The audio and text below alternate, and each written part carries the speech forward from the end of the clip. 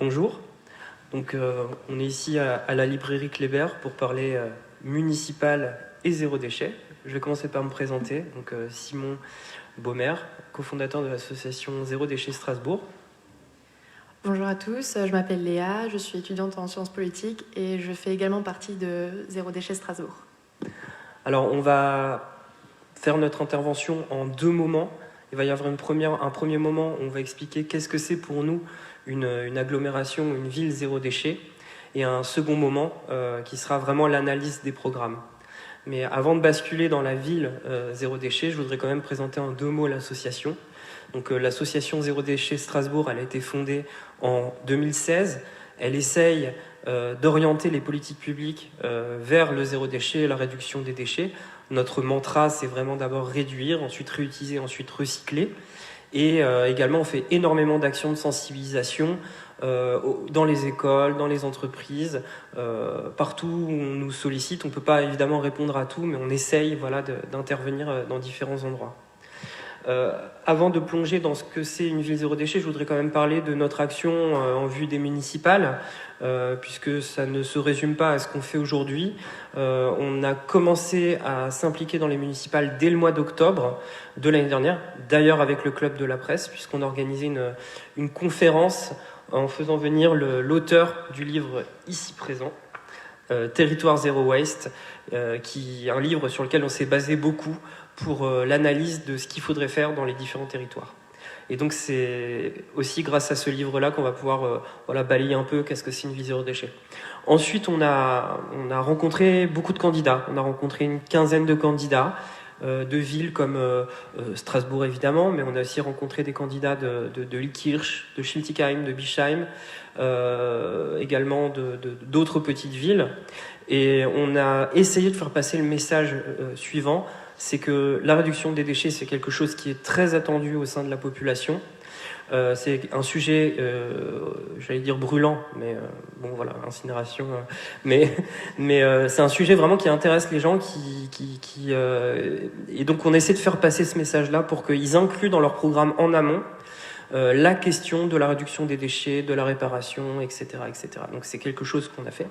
Et là, on est plus dans la dernière partie de la campagne, puisque il y a déjà la plupart des mairies qui ont été élues.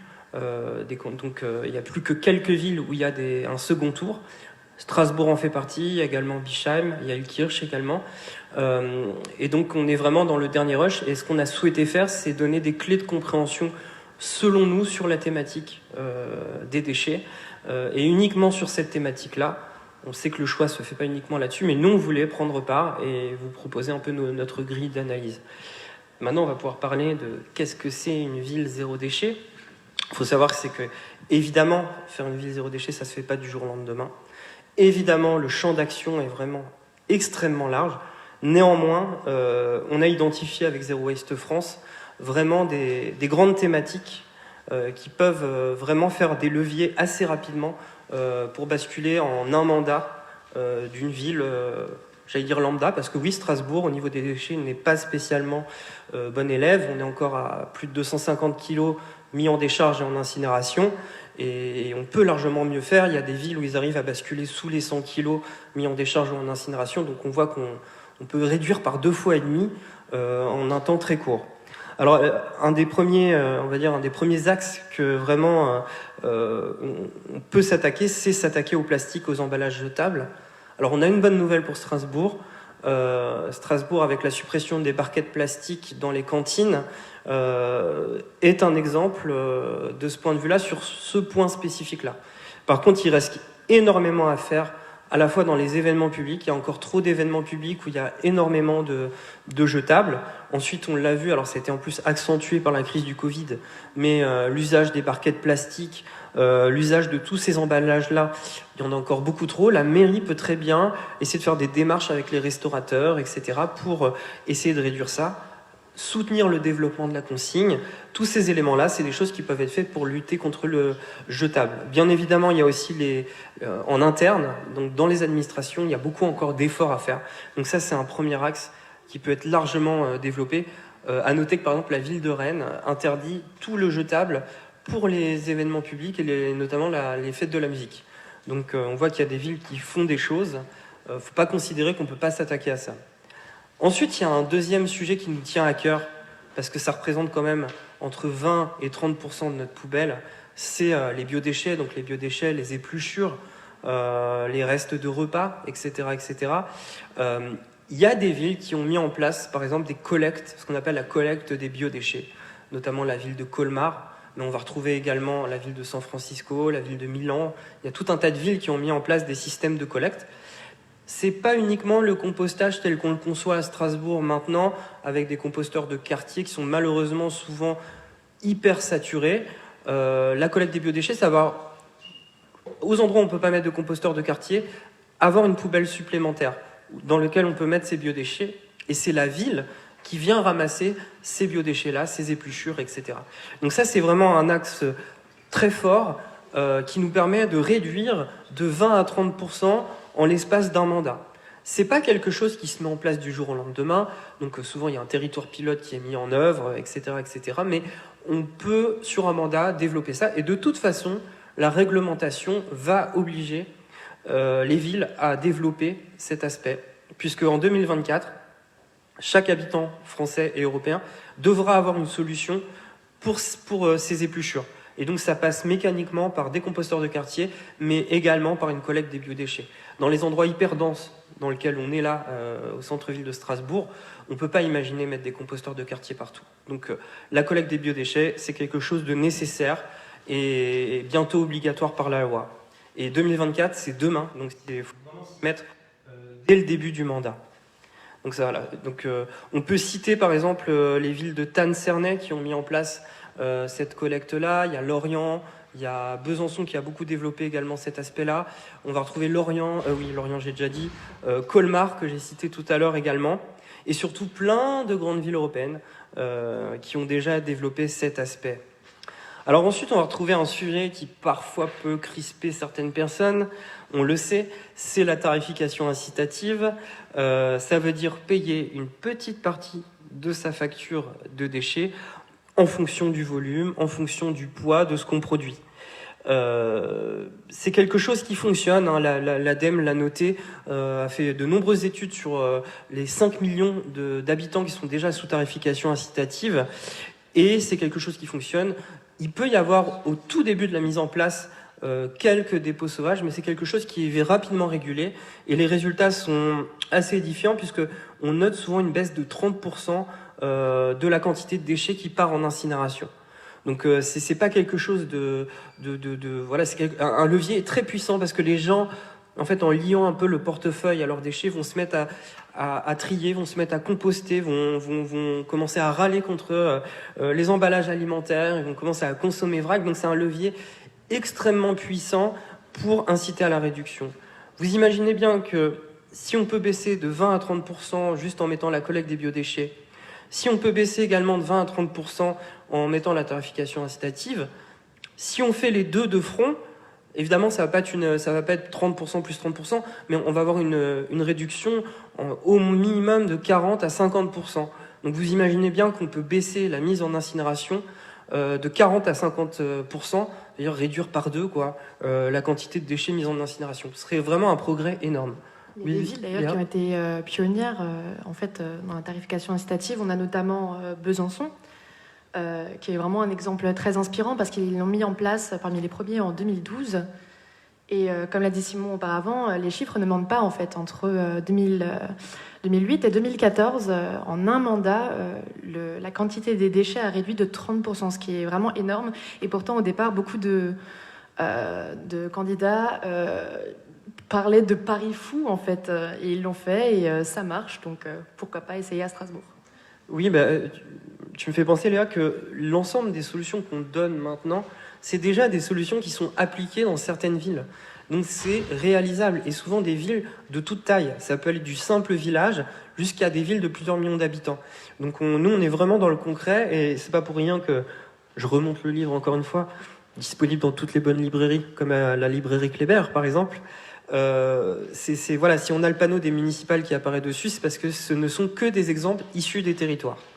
Donc on est loin de l'utopie, on est vraiment dans le réalisme, et nous c'est ça qu'on demande aux différents candidats. Alors une autre initiative qui peut permettre de réduire fortement les déchets, c'est tout ce qui est la réutilisation et le réemploi. De ce point de vue-là, tout ce qui est soutien aux entrepreneurs du zéro déchet, tout ce qui est soutien aux filières de réemploi, donc ça peut être par exemple le développement de la consigne, ça peut être le secteur de la réparation. On a moult initiatives qui peuvent être soutenues par les pouvoirs publics. C'est vraiment quelque chose qui est important, et soulignons-le, la réduction des déchets, au-delà de détruire des emplois, au contraire en crée, puisque réparer, ça crée beaucoup plus d'emplois que d'incinérer, et réutiliser, ça implique d'avoir des systèmes de logistique, etc., mis en œuvre, qui sont créateurs d'emplois. Donc, pour casser un peu les idées reçues, la réparation, la réduction, etc., ne détruit pas des emplois, bien au contraire, mais produit des emplois. C'est quelque chose qui est important dans le cadre actuel économique, notamment, où on sait qu'on a une grave crise économique qui nous attend, notamment en Alsace, parce qu'on a été fortement touché par le Covid. Et du coup, voilà, relance économique et écologique, c'est totalement possible. Nous, on prend l'exemple du réemploi, mais il y a plein d'autres secteurs sur lesquels les deux sont compatibles. Oui, Léa ? Au quotidien, en fait, il y a plein de petites choses qui peuvent être mises en place. On parlait notamment de Freiburg, qui a réussi à mettre en place un système de gobelets réutilisables. Donc, par exemple, quand on veut prendre un café à emporter, on peut prendre ce même gobelet et le ramener dans un autre café. Donc, voilà, c'est des petits exemples de la vie quotidienne qui peuvent être applicables à des villes comme Strasbourg ou ailleurs. Et l'exemple de Fribourg, il est très parlant parce que c'est la municipalité qui a impulsé ça. Donc on voit que les solutions peuvent émerger des habitants, des commerçants, etc., mais aussi des municipalités. Ensuite, on a un autre aspect important, je ne vais pas m'y attarder longtemps parce qu'il est à peu près compris par les municipalités et aussi par la population, c'est le gaspillage alimentaire. Bien sûr que si on composte, ça ne doit pas être une incitation à gaspiller. Et de ce point de vue-là, il y a évidemment dans la sensibilisation, dans l'organisation des repas, dans les collectivités, etc., des leviers importants sur la réduction des déchets, quoi. Ensuite, on a à promouvoir les textiles sanitaires réutilisables. Donc ça aussi, c'est un aspect important. Vous savez qu'il y a des chiffres qui circulent qui disent que l'industrie textile, c'est la deuxième industrie la plus polluante au monde. La plupart de nos vêtements, ils sont fabriqués en Asie, puis ensuite incinérés. Et surtout, on est beaucoup dans la fast fashion, donc la consommation de vêtements de mauvaise qualité à bas prix, avec des collections qui tournent hyper régulièrement, et donc promouvoir les textiles sanitaires réutilisables notamment, ça peut être un des aspects qui permet de réduire l'impact, on va dire, des textiles. Donc ça, c'est quelque chose qui est important également. Et ça se met également en place, par exemple, avec l'essor des friperies qui deviennent très à la mode. Et c'est vrai qu'il y a pas mal de jeunes qui s'y mettent, et voilà, c'est même devenu une mode, et si elle est éthique et écologique, c'est tant mieux. Oui, alors après, on a un autre aspect qui souvent, alors c'est un peu plus technique, peut-être un peu moins parlant, mais c'est agir sur la commande publique. Une agglomération comme l'agglomération de l'Eurométropole, ou alors une ville comme Strasbourg, mais c'est valable pour les autres petites villes, commande énormément de choses. Il y a des marchés publics immenses, il y a des délégations de services publics immenses. Vous imaginez que s'il y a des clauses, s'il y a une volonté politique d'aller vers du réutilisable, de réduire le jetable, etc., c'est quelque chose qui peut vraiment réduire on va dire le volume de déchets d'une municipalité. On peut prendre l'exemple du BTP, par exemple, où actuellement, la plupart des chantiers, on va dire, de l'Eurométropole ne sont pas encore sur de l'éco-construction et surtout sur de l'éco-démolition. Il y a des choses qui sont en train de se mettre en place, on le sait, mais c'est vraiment le mandat qui arrive, c'est vraiment peut-être l'occasion d'aller vers une commande publique vraiment exemplaire. Parce que également, ce qu'il faut bien avoir à l'esprit, c'est que le citoyen, il fait des choses, lui, mais il est de plus en plus exigeant vis-à-vis des politiques publiques et vis-à-vis notamment des administrations.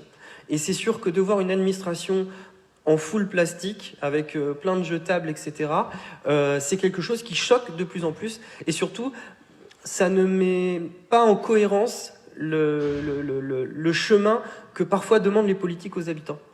Donc il faut une mise en cohérence avec une exemplarité des politiques publiques, et notamment dans les administrations, c'est quelque chose de nécessaire. Ensuite, on va avoir évidemment généré le tri à la source, donc améliorer ce qu'on peut trier, ouvrir des filières supplémentaires, améliorer les déchetteries notamment. On peut en parler assez rapidement des déchetteries.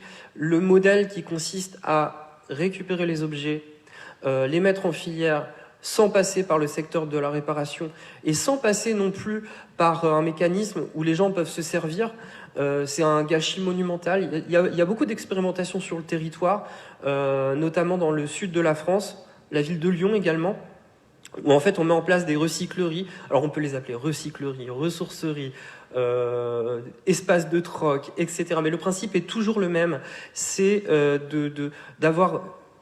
d'éviter la mise en recyclage directement et d'inciter à la mise en réparation, à la revente, à la récupération. Il y a souvent des emplois qui sont créés avec l'économie sociale et solidaire dans ce cas-là, avec par exemple des emplois dans la réparation qui sont accouplés à la déchetterie. Donc il y a vraiment quelque chose à faire sur ce sujet-là. On doit repenser nos déchetteries, faciliter l'accès également. Il y a beaucoup d'habitants qui se plaignent de l'accès aux déchetteries. C'est quelque chose où on peut vraiment agir assez facilement, c'est balisé. Ça demande juste d'être porté politiquement. D'ailleurs, la promotion de la réparation, on peut la voir notamment avec l'idée de Strasbourg de subventionner à hauteur de 50 € la réparation des vélos pour que les citoyens fassent réparer leurs vélos, les mettent à profit et ne les laissent pas dans la cave parce que les freins ne marchent pas. Donc c'est vrai que c'est un petit peu compliqué de l'utiliser au quotidien. Donc voilà, c'est des petites choses comme ça qui peuvent faire la différence. Voilà. Ensuite, on va retrouver, par exemple, soutenir les filières, les entrepreneurs du zéro déchet. Ça peut être, on peut le faire via la commande publique, mais on peut le faire aussi par du soutien aux nouvelles initiatives. On sait que Strasbourg, via son plan zéro gaspillage, zéro déchet, a déjà initié des soutiens. On peut penser par exemple à la collecte de déchets via Cycle, qui va chercher les déchets des restaurateurs pour les mettre en compostage. C'est quelque chose qui a été soutenu par l'agglomération. Il faut poursuivre dans cette voie-là et massivement pour opérer une transition écologique dans l'agglomération. Donc voilà, on a fait à peu près le tour de l'ensemble des leviers qu'on peut avoir. Évidemment, c'est quelques exemples qu'on a donnés, ça ne se résume pas à ça, mais notamment pour les premiers leviers dont on a parlé, collecte des biodéchets, tarification incitative, c'est des choses qui pour nous sont essentielles. Et après, on a voulu citer aussi les autres leviers parce qu'on voit qu'il y a une très très grande diversité de leviers. Nous, pour terminer en propos liminaire, c'est inciter les mairies à être ingénieuses, inciter les mairies à essayer de faire différemment et à ne pas rester bloquées dans les modèles tels qu'ils sont construits actuellement. Et c'est vrai qu'on le valorisera jamais assez, mais le fait que Strasbourg ait sauté le pas sur les barquettes plastiques, c'est quelque chose qui fait que maintenant Strasbourg est valorisé au niveau national, avec de nombreuses mairies qui viennent voir comment ça se passe. Donc ça participe aussi, je pense qu'on est tous fiers, on a tous envie d'être fiers de notre ville. Ça participe aussi au rayonnement de la ville. Donc au-delà des emplois, au-delà de la protection de l'environnement et toutes ces choses-là, c'est vrai que ça nous rend fiers d'avoir une ville qui est innovante et qui agit réellement sur la réduction des déchets. Et on peut dire que, honnêtement, on a du potentiel, vu qu'on est à peine dans la moyenne nationale des grandes villes, on a vraiment un potentiel énorme à Strasbourg. Maintenant, je vais donner la parole à Léa, qui va plonger dans le vif du sujet, puisqu'elle va plonger dans le travail qu'on a fait pour l'analyse des candidats à la mairie de Strasbourg. Alors, je te remercie Simon pour ce propos introductif qui était très intéressant et qui nous éclaire en fait sur ce qu'est une politique environnementale à l'échelle de la municipalité, qui est donc écologique et éthique et qui pourrait être mise en place, parce que bien sûr tout ce qu'on prône, toutes les mesures qu'on prône, elles sont faisables. C'est d'ailleurs l'objet de ce bouquin.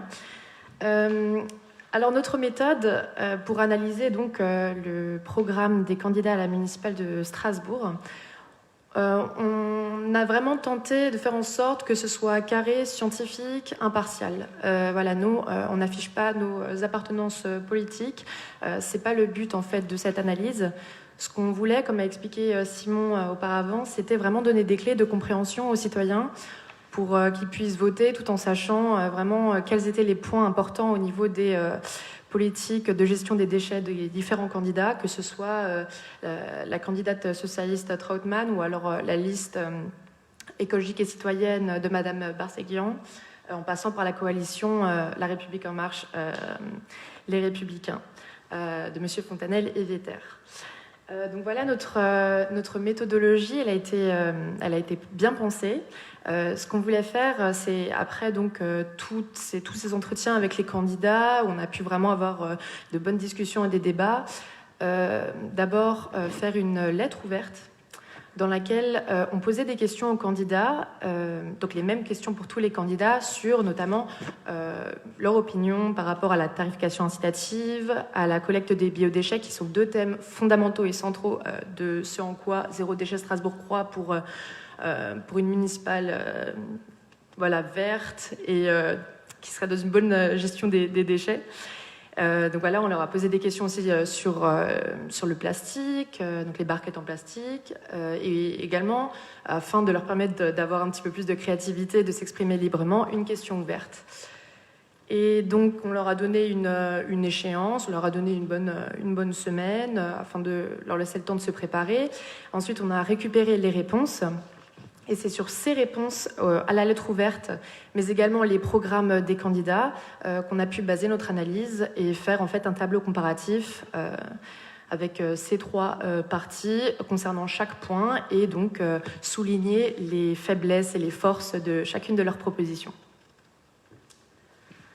Donc notamment, comme on a parlé, sinon c'est un des chantiers très importants de Zéro Déchet Strasbourg, c'est la collecte des biodéchets. Donc on va commencer avec la liste de Madame Trautmann. Donc Madame Trautmann, on a pris deux éléments. On a pris des éléments de son programme, mais aussi des extraits de la lettre ouverte, pour répondre à la question qu'on lui a posée.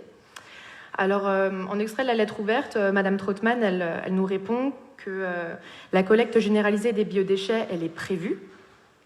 Elle nous dit que bien évidemment, la collecte par rapport volontaire via compost n'est pas possible partout en ville. Toutefois, sa liste a voulu innover durant le dernier mandat pour élargir les possibilités de récupération. Elle continue en disant que nous expérimentons au centre-ville de Strasbourg, à la place Saint-Étienne plus précisément, et à la Montagne Verte en habitat collectif. Une autre expérimentation débutera sous peu dans un autre type d'habitat. Elle continue également en disant qu'un plan de déploiement du ou des dispositifs en expérimentation sur la métropole sera effectif pour 2026 au plus tard et avant si tout se passe bien dans les lieux de test. Et dans son programme, on a d'autres informations. En effet, elle mentionne qu'offrir à tous les habitants une solution de tri de leurs biodéchets pourrait passer par la collecte ou en apport volontaire via 500 composteurs collectifs sur l'espace public. Elle précise également qu'il s'agit de généraliser la collecte des déchets organiques des restaurants. Alors nous, par rapport aux propos de la liste de Madame Trautmann, on note quand même une volonté vraiment de généraliser en fait la collecte des biodéchets. Cependant, ce qu'on regrette un petit peu, c'est qu'on constate une petite contradiction en fait entre ce qui est dit dans la lettre ouverte, où elle mentionne l'importance en fait de la collecte des biodéchets, et son programme où elle précise que ce serait soit une collecte des biodéchets, soit un apport une mise en place de 500 composteurs collectifs sur l'ensemble de la ville. Et en fait, comme elle l'a dit en fait dans les réponses à la lettre ouverte, la mise en place de compost collectifs, c'est pas faisable dans toute la ville de Strasbourg parce que ça prend de la place, ça nécessite de l'espace. Et donc c'est faisable par exemple dans des endroits qui sont un petit peu plus spacieux ou même dans la campagne, etc. Mais dans toute la ville de Strasbourg, ce ne serait pas possible. Et malheureusement, nous c'est ce qu'on souhaite, c'est Zéro Déchet à Strasbourg. On veut que la collecte des biodéchets, elle soit généralisée, que tout le monde puisse en bénéficier pour que ce soit vraiment une avancée globale et qui ne concerne pas que certains quartiers de Strasbourg. Je peux te laisser continuer avec les propos de la liste écologique et citoyenne. Oui, alors pour terminer sur, et c'est valable aussi pour les autres candidats, ne pas oublier, c'est qu'il y a l'obligation réglementaire elle sera en 2024. Donc c'est vrai que Mme Trautmann nous parle de 2026, donc on voit qu'il y a déjà un petit écart. Alors bon, c'est 2026 au maximum, donc on peut espérer que évidemment ce soit fait dans les temps, mais voilà. Pour le programme des écologistes, c'est un peu plus clair, puisqu'il parle vraiment de généralisation de la collecte des biodéchets avec un complément via des composteurs, et il s'engage à respecter les délais réglementaires, qui pour nous est important. Ça veut dire que cette liste s'engage à avoir fait la collecte des biodéchets avant 2024. Ce qui est ambitieux, mais important pour nous. Ensuite, on peut basculer... tu veux parler de la liste Fontanelle-Vetter ou... Alors oui, avant de commencer avec la liste Fontanelle-Vetter, je voulais juste préciser que la collecte des biodéchets, dans le programme de Madame Trautmann, il est mentionné pour le domaine de la restauration. Et c'est vrai que même si c'est très important en fait, de l'étendre à la restauration, il faudrait que ce soit un effort général, et donc vraiment que ça concerne aussi les citoyens, et donc que ce soit mis en place dans des quartiers et pas uniquement à l'hypercentre de Strasbourg. Par rapport aux réponses qu'on a reçues de la liste Fontanelle-Vetter, en fait ça tient en seulement une ligne malheureusement. Donc on n'a pas énormément d'informations. Dans les réponses à la lettre ouverte, on a notamment cette réponse-là. Il s'agira à la fois d'expérimenter très vite à Strasbourg la collecte des biodéchets, tout en généralisant les démarches de compost collectif. Alors même si l'intention est très bonne, et c'est ce qu'on souhaite, en fait, le compost collectif, il est accouplé en fait, avec la collecte des biodéchets pour que ce soit vraiment efficace. On regrette un petit peu le manque de précision, de volonté en fait, d'approfondir le thème, parce qu'on n'a pas vraiment d'échéance. Alors que la liste écologique et citoyenne et encore la liste socialiste nous donnait quand même des dates. Pour Trautmann, on parle de 2026 au plus tard. Pour Madame Barzéguian, on parle d'immédiateté, en fait, ou du moins d'essayer de lancer le mouvement dès le départ du mandat. Donc c'est ça qu'on regrette un petit peu dans la réponse qu'on a reçue de M. Fontanelle et M. Vetter. Et surtout qu'il nous parle d'expérimentation et pas de généralisation. C'est vrai que chaque mot a un sens, et c'est vrai que souvent, le simple fait que ce soit cité expérimentation et pas généralisation, c'est un petit peu crispant pour nous, parce que ça peut aboutir à dire on fait une expérimentation sur un bout de territoire et on s'en contente. Alors on espère que c'est pas ça, mais malheureusement ça pourrait être ça si on suit les mots exprimés. On peut continuer ensuite sur la tarification incitative. Est-ce que tu veux commencer par un candidat en particulier ou... On peut commencer par exemple, la liste écologique et citoyenne. On essayera d'alterner, comme ça, on aura un petit dynamisme. On ne commence pas toujours par les mêmes candidats. Alors, quand on a posé la question de la tarification incitative dans notre lettre ouverte, on a eu des réponses donc, qui allaient plutôt dans le même sens. La tarification incitative, il faut savoir que c'est censé être mis en place après la loi de transition écologique et de croissance verte qui date de 2015. C'est censé être mis en place depuis août 2019. Donc l'échéance, elle commence en août 2019. Donc de toute façon, c'est un impératif de ce mandat. En fait, c'est pas tant une interrogation de s'il faut le faire ou s'il ne faut pas le faire, c'est comment ça va être fait, comment est-ce qu'on va répondre à ces questions avec l'aval des citoyens, voilà. À quelle hauteur est-ce que cette tarification incitative va être mise en place, voilà. Donc, pour la liste de Madame Barzéguian, dans la lettre ouverte, on a eu cette réponse par rapport à la tarification incitative. Oui, nous sommes pleinement conscients de la force de ce levier de la tarification incitative pour réduire fortement les volumes de déchets. Là aussi, le choix de la formule de tarification incitative devra être fait rapidement pour respecter les délais légaux. Les associations seront associées à ce choix. Elle continue par ailleurs en disant que nous notons que les tarifications incitatives sont déjà en place pour les collectivités et les associations. En fait, cette tarification incitative pour les collectivités et les associations, elle s'appelle redevance spéciale. Cependant, Madame Barzéguian note que leurs effets, ils ont été avérés sur la réduction à la source Ils n'ont pas vraiment été avérés sur la réduction à la source parce que cette redevance spéciale, elle n'a pas été accompagnée d'une réelle politique de zéro déchet, en fait. Oui.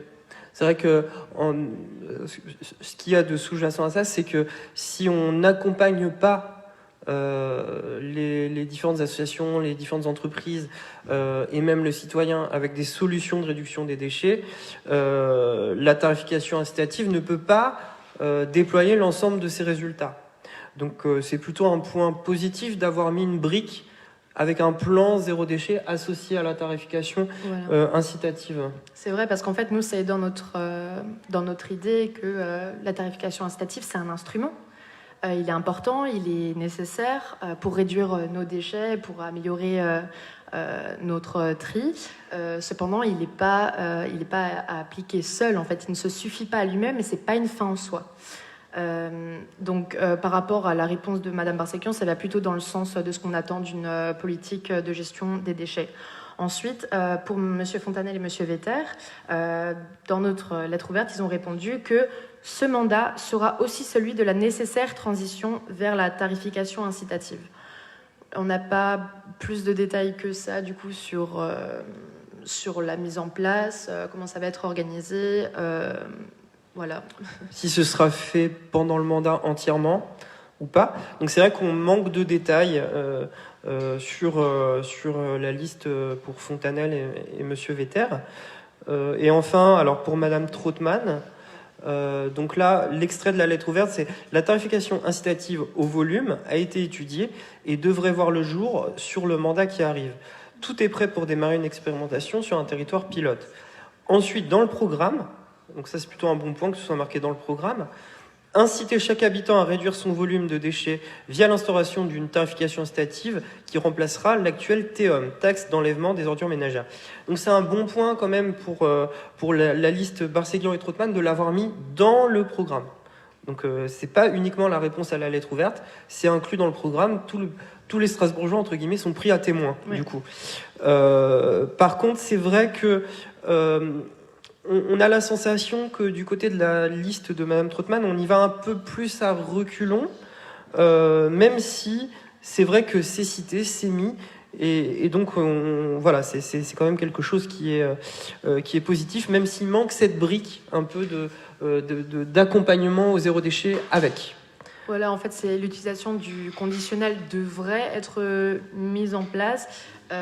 Et le fait de mentionner un territoire pilote, bon, c'est déjà une bonne impulsion, mais malheureusement, voilà, on note un petit manque de volontarisme. Peut-être c'est pas assez ambitieux. Voilà. Mais bon, si on devait résumer, les 3 candidats s'engagent à la mise en place de la tarification incitative. On a juste noté, en effet, des différences d'appréciation sur la manière dont ils comptent le faire, les délais éventuels, voilà. Ensuite, je peux faire éventuellement les barquettes plastiques. Oui, c'est ton domaine de prédilection, donc vas-y Simon. Si tu veux, tu peux faire le recyclage après. Ouais, on va faire okay. Alors pour les barquettes plastiques, alors c'est pareil. Les 3 candidats, on a posé une question assez directe puisqu'on leur a demandé est-ce que vous comptez continuer la politique de suppression des barquettes plastiques dans les cantines scolaires de Strasbourg ? Le point positif, c'est que les 3 candidats ne remettent pas en cause cette politique. Donc on a l'assurance d'une volonté des 3 candidats d'être à 100% sans plastique d'ici 2021. Donc ça, c'est plutôt une très bonne nouvelle. Après, il y a des candidats qui ont été un peu plus loin que d'autres. Donc si je vous lis les extraits de la lettre ouverte de M. Fontanel et M. Vetter, nous généraliserons la suppression des barquettes plastiques dans nos cantines et établissements de petite enfance. C'est bien également d'inclure les établissements de la petite enfance. Pour Mme Trautmann, cela fait plusieurs années que nous sommes engagés dans un processus de suppression des barquettes plastiques à Strasbourg, tant pour la protection de l'environnement que la santé des publics et de nos restaurants collectifs. Si notre liste remporte l'élection du 28 juin, nous poursuivrons cette politique de réduction de nos déchets provenant des restaurants collectifs, en particulier pour les barquettes jetables. Donc voilà, c'est assez clair. Voilà, il y a l'engagement de suppression des barquettes plastiques. Pour la liste écologiste, ce qu'on a trouvé intéressant, c'est que vous allez voir, ils vont un peu plus loin que uniquement dans les milieux scolaires. Donc, je vous lis l'extrait de la lettre ouverte. Réclamée par les parents d'élèves, la suppression des barquettes plastiques dans les restaurants scolaires a été en effet une avancée intéressante dans la lutte contre les déchets, mais aussi contre les plastiques. Cet effort sera bien évidemment poursuivi et approfondi dans tous les lieux de restauration collective sur lesquels la municipalité peut faire levier. Et voilà, et c'est cette phrase qui nous intéresse, c'est-à-dire qu'ils étendent la volonté de suppression des barquettes plastiques au-delà des milieux scolaires. Donc ça veut dire éventuellement, on imagine les restaurants collectifs pour les administrations, et également partout ils pourront faire levier. Donc c'est un levier qui nous a paru intéressant de vouloir étendre, on va dire, la suppression au-delà. Voilà. Ensuite, ils nous parlent que pour eux, c'est quelque chose d'important dans la stratégie de lutte contre les plastiques, des effets nocifs pour la santé humaine et milieu naturel qui sont désormais bien connus. Donc voilà ce que je peux dire, moi, sur les barquettes plastiques. Je vous avoue qu'avec la crise du Covid, à un moment, on a eu une petite frayeur. On s'est dit, est-ce que ce type de politique ne va pas être mis en cause ? Eh bien, on voit que non, de la part des 3 candidats. Donc ça, c'est très, très bien. C'est vrai qu'on avait un petit peu peur au sein de l'association d'un retour en arrière au sujet du plastique qui était perçu, en fait... comme nous protégeant un petit peu du virus. Voilà, c'était perçu comme plus propre, plus safe, parce que bon, c'est jetable, donc évidemment, on n'a pas besoin de toucher plusieurs fois le produit, on peut le jeter à la poubelle, et voilà, ça a été vu notamment avec les masques, mais aussi avec les barquettes dans la restauration, etc.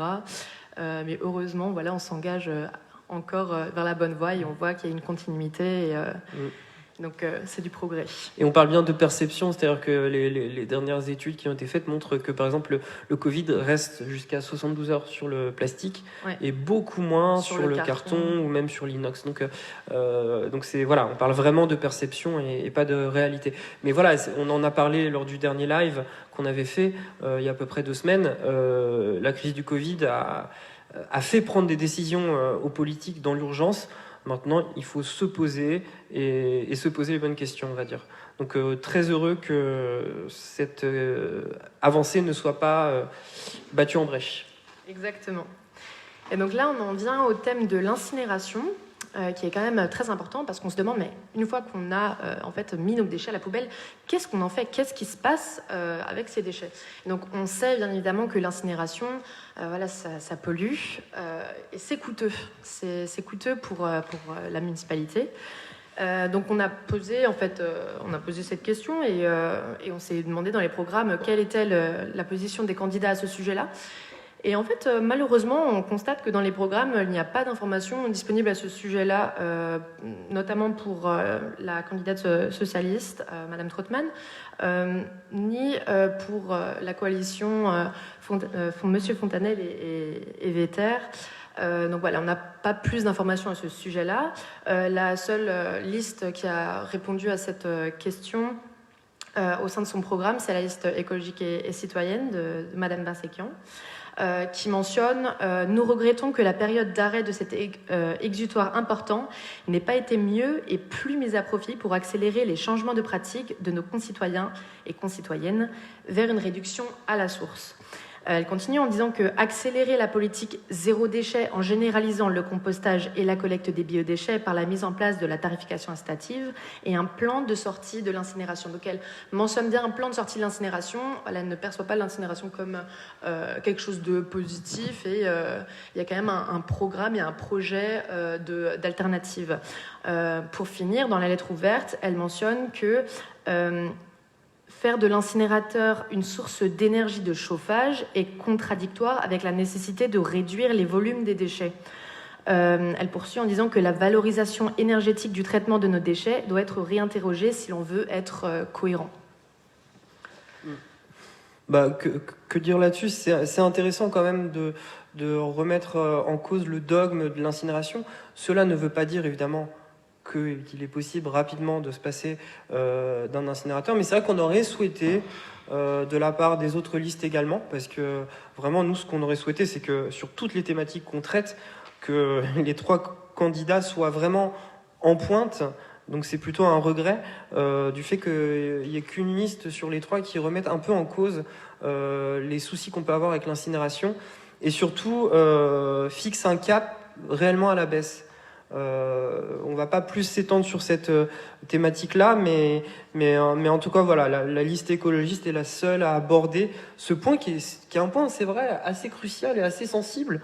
Et on comprend que ce soit pas facile de travailler cette thématique. Ça et la tarification incitative sont 2 sujets assez clivants. Et nous, voilà, on trouve ça bien qu'il y ait au moins une liste qui l'ait abordé. Là, on peut passer à la question du recyclage, de l'économie circulaire. Et on va commencer avec la liste de Madame Trautmann. Dans son programme, elle parle notamment d'organiser le tri de l'espace public en installant des poubelles de tri sur l'espace public. Elle parle aussi de généraliser l'installation de points pour déposer les déchets technologiques, que ce soit les télévisions, les téléphones portables, qui sont actuellement malheureusement refusés en déchetterie, et d'assurer leur recyclage. On part encore sur une idée et un comportement volontariste de récupération en fait des déchets, de recyclage, de réparation. Se contenter de jeter, c'est pas la solution. Donc on souligne vraiment ces points positifs qui sont dans son programme, parce que il faut quand même souligner que la liste de Madame Trautmann, elle met vraiment l'accent sur cet aspect de recyclage et d'économie circulaire. On a de bonnes idées qui sont adaptées aussi aux problématiques contemporaines. Les télévisions, les téléphones portables, c'est quand même assez connu que tous les 2-3 ans, on a tendance à casser nos portables, ou alors il y a pas mal de gens aussi qui décident d'en changer. Donc qu'est-ce qu'on en fait ? Parce que ces déchets-là ne disparaissent pas comme ça dans la nature. Et donc pour la liste de Fontanelle et Vetter, la coalition, on a cette info-là. Nous mettrons en place un système de déchetterie mobile et ferons du réemploi un axe fort de notre politique des déchets, en élargissant les filières en lien avec l'économie sociale et solidaire. Donc là, on a une précision sur quel type d'économie circulaire. On parle notamment de déchetterie mobile. Ça, c'est un point qui n'est pas mentionné dans les autres programmes. C'est intéressant, ça a exploité. Et ensuite, on parle notamment de réemploi et d'économie sociale et solidaire. Donc là encore, on est dans la promotion du local, des circuits courts, tout ça. Et enfin, pour terminer avec la liste écologique et citoyenne, la liste de Madame Barzeguian nous parle d'amélioration du tri sélectif, avec des ambassadeurs du tri, des déchetteries, etc. Et un soutien aux acteurs et initiatives du réemploi et de la réparation. Elle mentionne par exemple le repère café permanent, les recycleries et autres. Oui, voilà. Ce qu'on a ressenti dans la liste de Madame Trautmann, c'est vraiment tout ce qui est, on va dire, écologie industrielle. C'est vraiment quelque chose qui ressort. Là, on vous a pas mis tous les propos, mais dans d'autres propos, c'est vraiment quelque chose qui ressort. On sent la maîtrise de la candidate sur cet aspect-là. Et peut-être un peu moins sur le citoyen. Mais il y a des points forts, il y a des points faibles dans toutes les listes. Et c'est à noter dans les points forts de Madame Trautmann la question du recyclage globalement. Du côté de Madame Barzeguian, on va plus être sur la prévention des déchets, donc comment réduire en amont. Donc on voit que c'est vraiment 2 méthodes un peu différentes, 2 approches. Plus que 2 méthodes, 2 approches un peu différentes. Donc, oui, je dirais que dans la liste écologique et citoyenne, on est plus sur une responsabilisation du citoyen, aussi une responsabilité individuelle, alors que dans la liste socialiste de Madame Trautmann, comme on le verra par la suite pour le sujet des politiques zéro déchet, on a quand même un axe fort sur le secteur des commerçants, des entreprises, et un peu moins sur le citoyen. On peut passer en politique zéro déchet. Donc, Madame Trautmann, dans la lettre ouverte, nous a un peu fait c'est pas un pavé parce que c'est 10 lignes. Je vais vous les lire, vous verrez, c'est pas très long, mais où elle explique un peu sa vision par rapport au zéro déchet. Ça nous a un petit peu surpris, mais je vais vous le lire, je vous le dirai après. Je rappelle que la majorité des déchets produits ne sont pas les déchets des ménages, mais ceux des activités tertiaires de la construction et de l'industrie. C'est pourquoi les contours de la feuille de route s'adressent également aux bailleurs, aux entreprises, aux industriels, aux BTP et aux ménages. La réduction des déchets est une chose. Le réemploi et la réutilisation des déchets ont toujours été et seront toujours une priorité de notre prochain mandat. La feuille de route économie circulaire va dans le bon sens. Développer les bons réflexes et de partage des ressources en passant notamment par la mise à disposition des excédents des déchets des uns qui peuvent devenir des ressources des autres. Donc là, on est typiquement sur une promotion de l'économie circulaire et il y a, il manque justement, ce qui est dommage, c'est qu'il y a une opposition avec la réduction des déchets, où elle souhaite un peu s'éloigner de la réduction des déchets pour faire la promotion de la réutilisation, du recyclage, etc. Alors que dans une vision, on va dire, d'une ville de demain, il faut vraiment que l'aspect réduction soit également introduit dans les concepts d'économie circulaire. Et les termes de déchets-ressources nous embêtent un petit peu parce que si le déchet est une ressource, alors autant produire plein de déchets pour produire des ressources. Il faut vraiment que soit inclus la réduction dans le mécanisme que cite Madame Trautmann, même si elle a raison sur la question du BTP, sur la question de la réutilisation des déchets.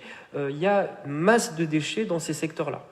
Donc les thématiques sont très intéressantes qui sont abordées. C'est juste un petit doute sur les termes employés, notamment les termes de déchets-ressources, qui est un peu embêtant.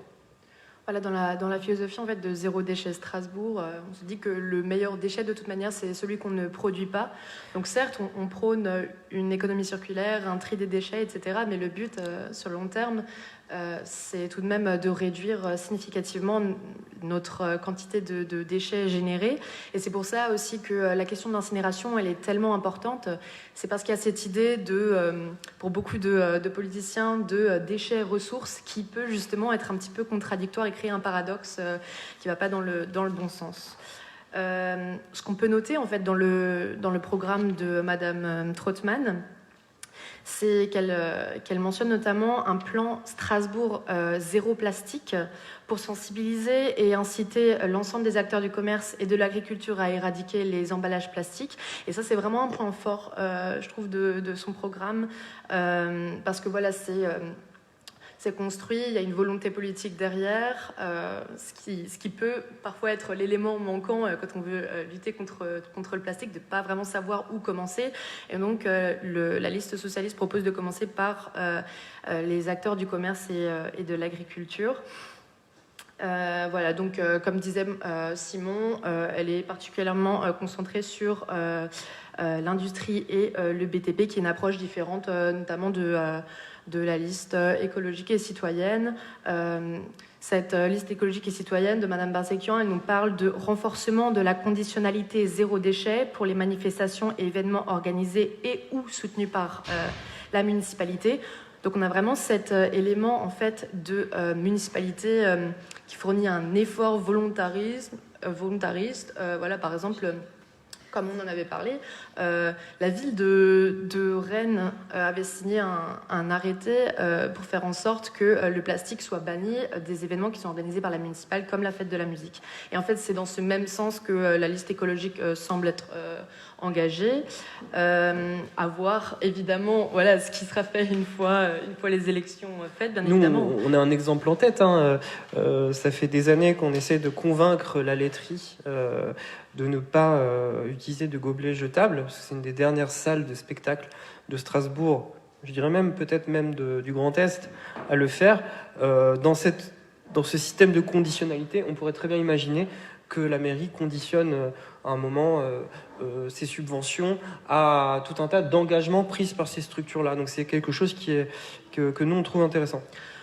Et donc pour finir sur ce sujet des politiques zéro déchet par rapport donc à la liste écologique, il y a des idées comme par exemple la lutte contre les mégots, le soutien à toutes les initiatives favorisant les ventes en vrac, la sensibilisation à la sobriété consumérique pour développer une consommation moins génératrice de déchets. Donc là en fait on est dans une approche de responsabilisation, de campagne de sensibilisation pour la réduction des déchets. Et donc, c'est quelques petits éléments comme ça qui sont peut-être un petit peu plus précis. On peut mieux visualiser en fait comment une politique zéro déchet peut être mise en place à échelle municipale. Ensuite, malheureusement, on n'a pas de contenu disponible pour la liste Vetter Fontanelle. Voilà, on n'a pas eu de réponse concernant les politiques zéro déchet dans la lettre ouverte. Et donc là, on aurait bien aimé, hein. On aurait bien aimé avoir des réponses là-dessus, mais on n'en a pas eu. Donc globalement, sur cet aspect-là, on peut dire que voilà, on a une candidate socialiste qui est très concentrée sur le recyclage, qui est une bonne chose, hein. Mais c'est vrai que la candidate écologiste a plus une approche vraiment de réduction. Ceci dit, on est content qu'il y ait des engagements sur 2 des 3 listes. Écoutez, on a fini notre analyse sur les principaux thèmes qui nous tenaient à cœur. On vous laisse juge, évidemment. N'hésitez pas à relire les programmes. La lettre ouverte va être aussi diffusée via notamment Rue 89 Strasbourg. Donc vous pourrez retrouver les réponses des candidats à la lettre ouverte. Et on me fait signe qu'il y a des questions. Merci beaucoup pour cet échange. Donc, il y a quelques commentaires, notamment des remerciements. Merci beaucoup pour cette lecture précise des différents programmes. Merci, c'est très éclairant. Il y a également des questions. Alors, quelles alternatives aux déchets liés aux événements sportifs ? Alors, c'est quelque chose justement dans lequel l'association est en train de travailler. Déjà, je vous invite à lire, il y a le guide Zero Waste France pour des événements sportifs zéro déchet. Moi, j'ai pas tout de suite là les solutions, mais il y a quelques pistes quand même. Par exemple, les goodies qui sont offerts à chaque fois dans les événements sportifs. Repenser ça. Est-ce qu'il faut vraiment en offrir ? Alors, le plus éclairant, c'est la caravane du Tour de France, où là, on balance des millions et des millions de goodies, parfois inutiles, dans la nature. Il y a évidemment la question dans les marathons, etc., des gobelets, des gourdes, des gobelets jetables à se reposer.